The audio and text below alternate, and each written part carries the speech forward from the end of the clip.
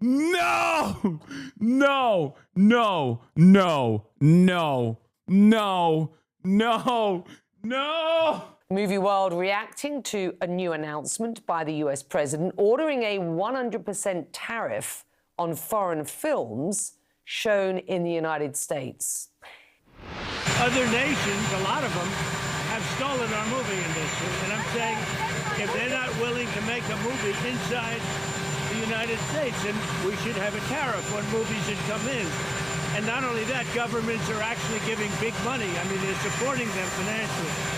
So that's sort of a threat to our country in a sense. Bro said anime is a national security threat. I mean, this is the most anti-anime shit I've ever seen. This is literally directly killing Asmongold's entire fan base. RIP to the Asmongoldians who have found themselves in this very tricky position where they no longer are saying, yeah, based. Not based at all. It turns out, no, this is not based.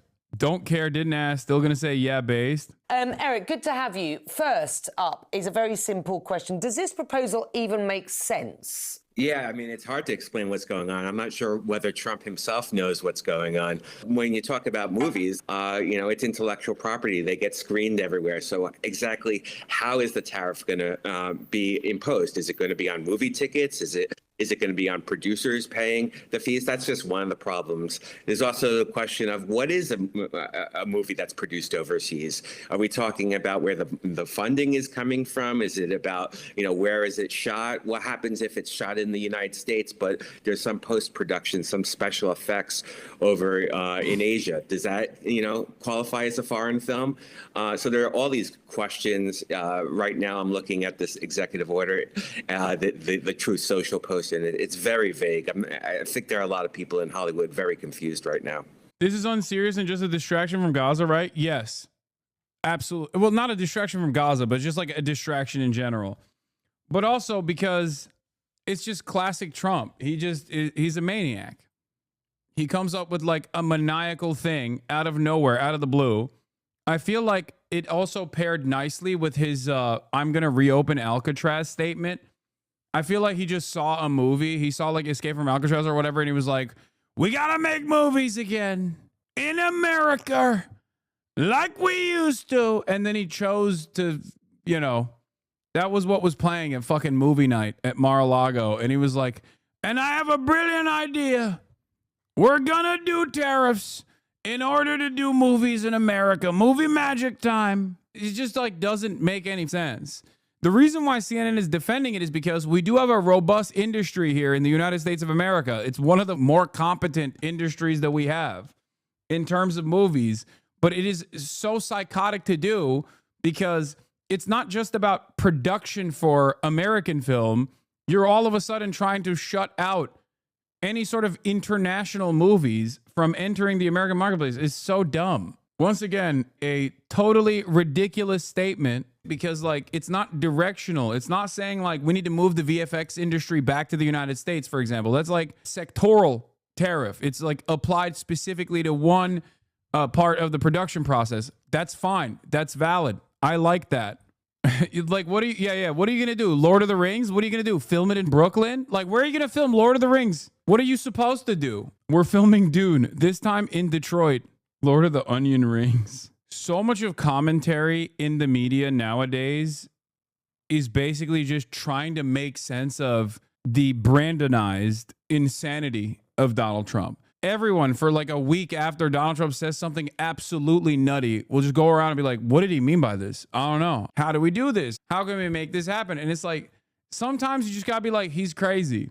I mean, I get why they have to do this, but I don't think Trump put this much thought into it. That's all I'm saying. I can't in good conscience sit here and assume that Trump put any thought into this beyond movies used to be beautiful when they made it in America.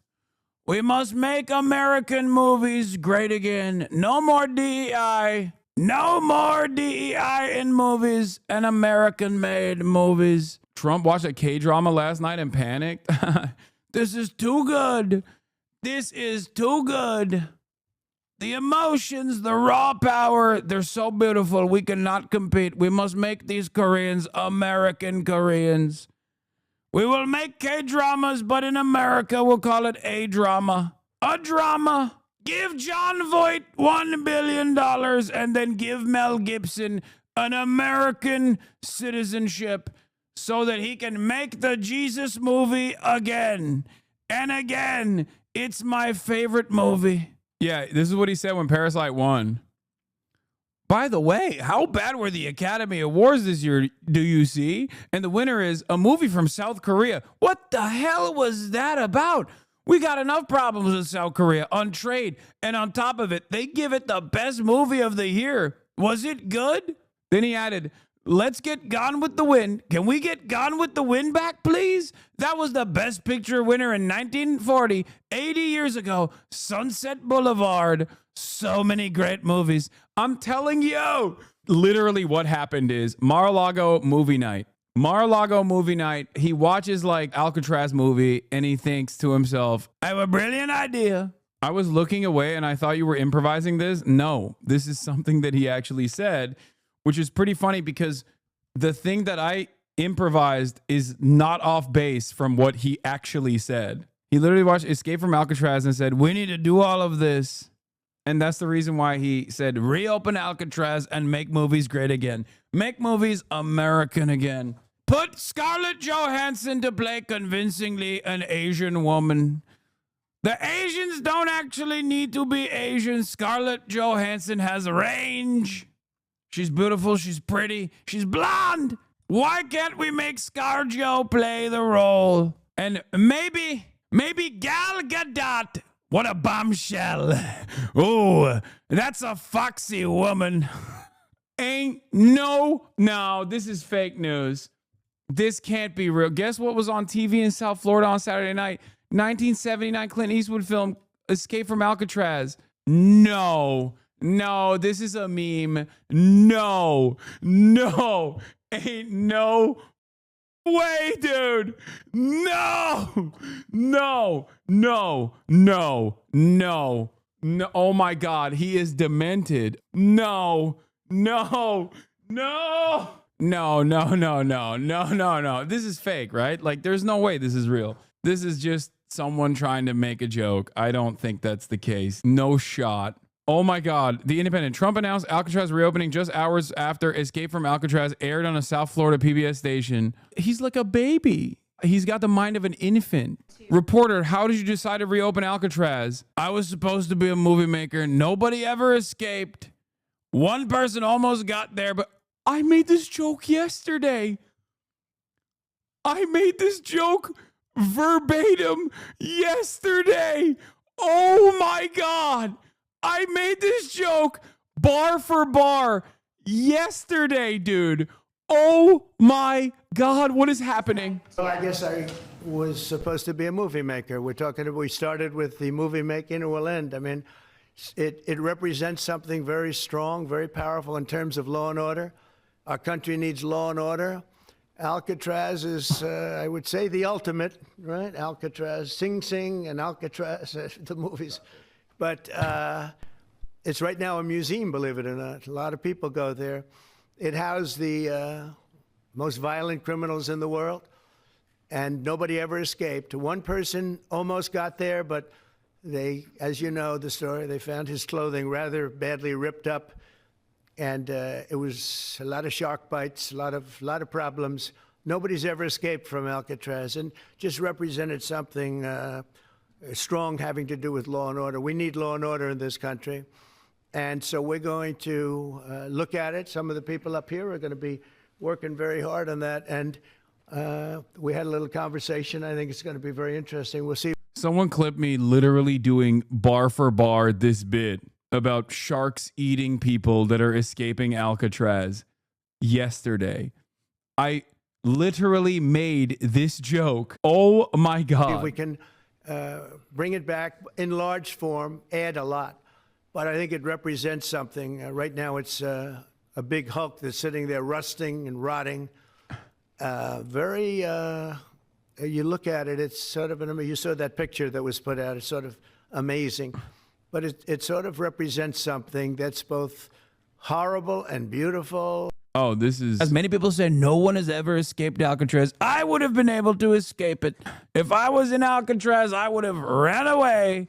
I would have swam away from the sharks, and then I would have gotten on a boat, but not if the boat has an electric... Okay, I added some extra jokes onto it because I did the Trump bit about sharks versus the electric boat. motor, because everybody knows between the boat, God forbid it sinks, between the boat and getting electrocuted or the sharks, I'm not so certain I would take the boat. I would probably take the shark, which is my biggest enemy.